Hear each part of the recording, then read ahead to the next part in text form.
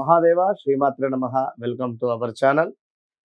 ద్వాదశ రాశులకు సంబంధించి జూలై నెలలో మరి 12 రాశుల వారికి ఏ విధంగా ఉండబోతున్నాయి అనేటువంటి విషయం కావచ్చును.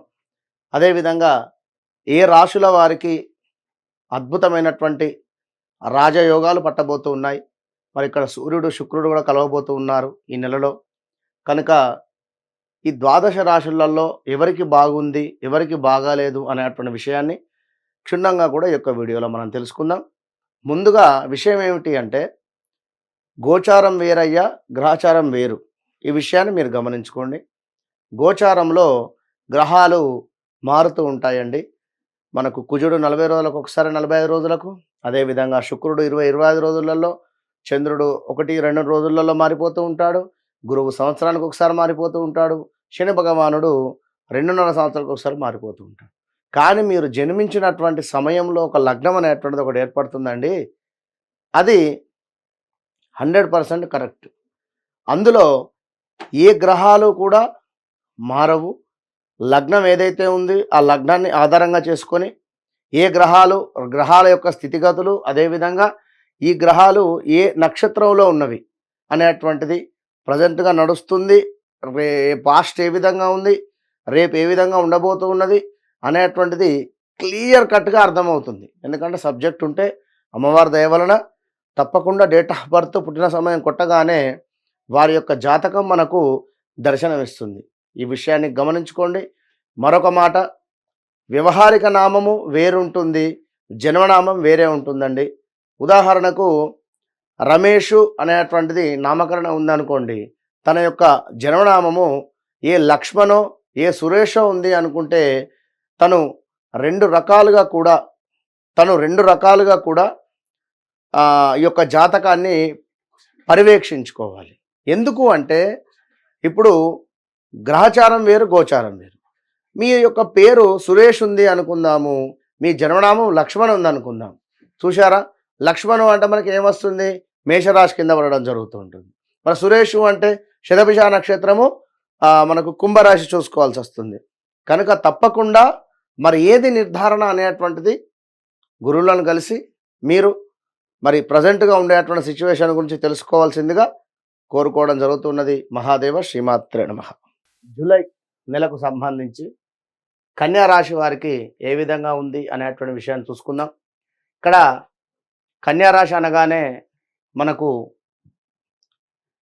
కొందరు మీ వ్యవహారిక నామము, జన్మనామము వేరే ఉండేటువంటి పరిస్థితులు ఉన్నవి. కన్యారాశి వారికి వాస్తవానికి 2022-23 అయితే చాలా గడ్డు కాలము. హెల్త్ ఇష్యూస్ అయితే చాలా విపరీతంగా ఉన్నవి. అదేవిధంగా కోర్టు దాకా వెళ్ళినటువంటి కేసులు ఉన్నవి. భార్యాభర్తలలో కాస్త అన్యోన్యత లోపించినటువంటి పరిస్థితి ఉన్నది.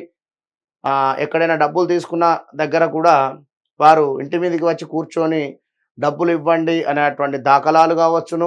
1-2 కాదు, చాలా ఇబ్బందులు ఎదుర్కొన్నటువంటి వారికి ఈ యొక్క గురువు మారిన తర్వాత కొంత అద్భుతమైనటువంటి ఫలితం ఉంది. అయినప్పటికీ కూడా ఇక్కడ మీకు కన్యా రాశి వారికి 8వ స్థానంలో 9వ స్థానంలో కుజుడు గురుడు ఉండడం చేత మరి ఇప్పుడు ఏ విధంగా ఉంది అనేటువంటి విషయాన్ని చూసుకుందాం. ఎందుకంటే 9లో కుజుడు ఉండడం చేత ఎంతటి పుణ్యము కానీ, ఎంతటి మంచి పనులు చేసినా కూడా అది ఎక్కువగా ఫలితం ఉండకపోయేటువంటి ఛాన్సెస్ ఉంటుంది. మరి అలాంటిది ఇప్పుడు కుజుడు గురువు కలిసి ఉండడం చేత ఎట్లా ఉంటుంది అనేటువంటిది చూసుకుందామండి. కన్యా రాశి వారికి ఏ పని చేసినా అవలీలగా నెరవేరేటువంటి పరిస్థితి ఉంది. అన్ని రంగాల వారికి కూడా అంతా మంచి ఫలితమే ఉన్నది. విందు వినోదాలు, అనుకోని ఆదాయము, ఆ విద్య యందు లాభములు, మంచి ఉద్యోగము, పదోన్నతి, మృష్టాన్న భోజనము ఉన్నది. గృహమందు ఆరోగ్యము, కార్యానుకూలత, మంచి అవగాహన, పరిస్థితులు ఏర్పడుట, కొన్ని విలువైన వస్తువులు కొనుట, ఆ నూతన పనులు ప్రారంభించుట, భూ కావచ్చును, ధన ధాన్యాదులను కొనుక్కునేటువంటి పరిస్థితి, ధర్మ కార్యములు చేయుట, కుటుంబంతో కలిసి తీర్థయాత్రలు చేయుట, దేవతా దర్శనాలు చేసుకునేటువంటి పరిస్థితులు ఉన్నవి. ఇది ఎప్పుడు మనకు 9లో గురువు ఉండడం చేత ఇవన్నీ కూడా ఫలితాలు ఇవ్వడం జరుగుతున్నది.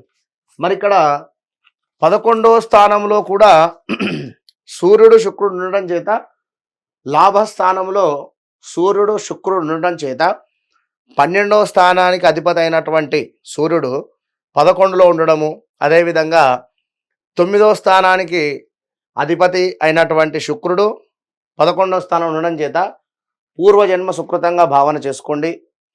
ఈ నెల ఆషాఢ మాసం మొత్తము కూడా మీకు వ్యాపారమందు అద్భుతమైనటువంటి విశేష లాభాలున్నాయి. నూతన నటీ నటులు ఎవరైనా కన్యా రాశి వారు ఈ యొక్క ఫీల్డ్‌కి వచ్చినా వీరికి చక్కటి వాతావరణం కావచ్చును, మంచి వెల్కమ్, గుడ్ వెల్కమ్ ఉండేటువంటి పరిస్థితి అయితే గోచరిస్తూ ఉన్నది. మరి ఇక్కడ కుజుడు మనకు 9వ స్థానం ఉండడం చేత కొంత ఇబ్బందికరమైనటువంటి వాతావరణాలు అయితే ఉన్నాయి. మరి కుజుడు మనకు 9లో ఉండడం చేత వ్యవహార మాంద్యత, అధికారుల నుండి సమస్యలు, స్థానచలనము, ఆరోగ్య క్షీణత, తండ్రికి ఈ యొక్క కొడుకుకు కానీ లేదా యొక్క అమ్మాయికి తండ్రికి కానీ కొంత వైరం ఏర్పడేటువంటి ఛాన్సెస్ ఉన్నాయి. విన్నారా? కన్యా రాశికి సంబంధించినటువంటి పిల్లలు ఎవరైతే ఉన్నారో తండ్రి నుండి కాస్త మైనస్ వాతావరణం లేదా ఇలాంటి పరిస్థితులు అయితే గోచరిస్తూ ఉన్నాయి. ఇంకా చూసుకున్నట్టయితే కుజుని చూపు మరి మీ యొక్క 12వ స్థానం మీద ఉన్నది.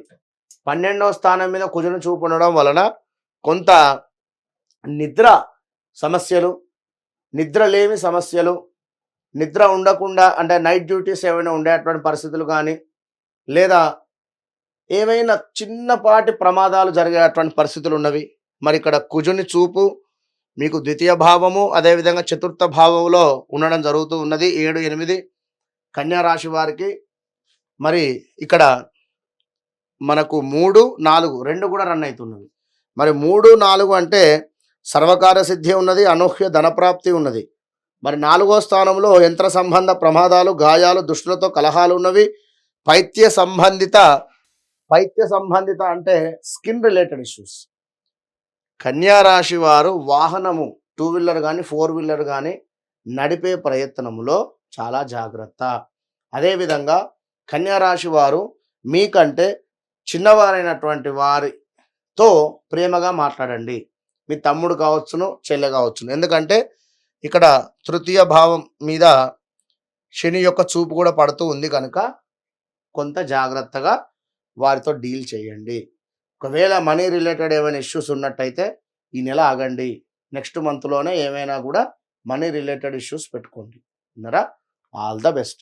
మరొక మాట, కన్యా రాశి వారు తప్పకుండా కూడా కుజునికి సంబంధించి దానాలు కావచ్చును, కుజ సంబంధిత కంది పప్పును దానంగా ఇవ్వండి. సుబ్రహ్మణ్యేశ్వర స్వామికి చక్కగా కూడా అభిషేకం చేసుకోండి. మంచి ఫలితం ఉంటుంది. All the best.